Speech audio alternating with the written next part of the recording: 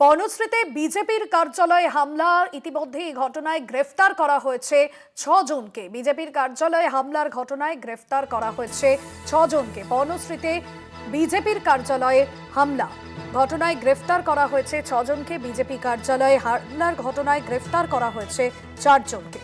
৬ জনকে গ্রেফতার করা হয়েছে। ধুন্ধুমার পরিস্থিতি তৈরি হয়, ভাঙচুর এবং মারধরের ঘটনা সামনে এসেছে। বনশ্রীতে বিজেপি কার্যালয়ে হামলার ঘটনায় ইতিমধ্যেই গ্রেফতার করা হয়েছে ৬ জনকে। বিজেপি কার্যালয়ে হামলার ঘটনায় গ্রেফতার করা হয়েছে ৬ জনকে। ধুন্ধুমার পরিস্থিতি তৈরি হয় গতকাল। বিজেপি প্রার্থী ইন্দ্রনীল খাঁর পোস্টার ছিঁড়ে ফেলে দেওয়া হয় এমনই অভিযোগ উঠেছে, যদিও এই ঘটনায় তৃণমূলের বিরুদ্ধে অভিযোগ তুলেছিল বিজেপি নেতৃত্ব। নির্বাচনী কার্যালয়ে তৃণমূলের পোস্টার লাগাতে আসেন বেশ কয়েকজন বিজেপি।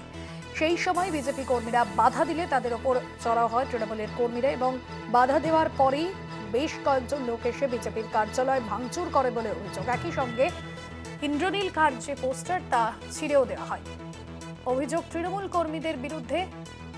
বনশ্রীতে বিজেপির কার্যালয়ে হামলার ঘটনায় ৬ জনকে গ্রেফতার করা হয়েছে। রিয়া রয়েছেন ফোন লাইনে, আমাদের প্রতিনিধি।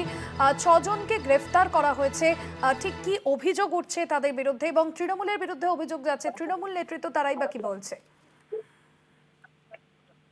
দেখো, তোমাকে জানিয়ে রাখবো যে গতকালকে যে বিজেপির যে অভিযোগ যে তাদের একটি কার্যালয়ে সেখানে ফ্লেক্স ছিঁড়ে দেওয়া থেকে আরম্ভ করে সেখানে ভাঙচুর চালানো থেকে আরম্ভ করে একাধিক অভিযোগ আনে বিজেপি, এবং সেই জায়গা থেকে দাঁড়িয়ে ৭ জনের নামে তারা অভিযোগ জানায়, যেখানে রত্না চট্টোপাধ্যায় তৃণমূলের প্রার্থী, তার বিরুদ্ধে সহ ৭ জনের বিরুদ্ধে এই অভিযোগ তারা জানান, এবং সেই অভিযোগের ভিত্তিতেই কিন্তু ইতিমধ্যেই ৬ জনকে গ্রেপ্তার করা হয়েছে। আকাশ থাপা, দেবাশিস নাগ, মন্টি সিং, পুরাণ গুরুং, তাপস আইচ, কাজল রয়, এর মধ্যে বেশ কয়েকজন এফআইআর নাম অ্যাকিউজ যাদের বিরুদ্ধে অভিযোগ এনেছিল বিজেপি, সরাসরি তার একটি ফুটেজও দিয়েছিল, এবং সেই ফুটেজ দিয়েই কিন্তু একদম এভিডেন্স দিয়ে তারা অভিযোগ করেছিল, এবং সেই অভিযোগের ভিত্তিতে ইতিমধ্যেই কিন্তু একাধিক গ্রেফতার হয়েছে, এবং এখনো তল্লাশি অভিযান চলছে বলে পুলিশ সূত্রে এমনটাই জানা যাচ্ছে।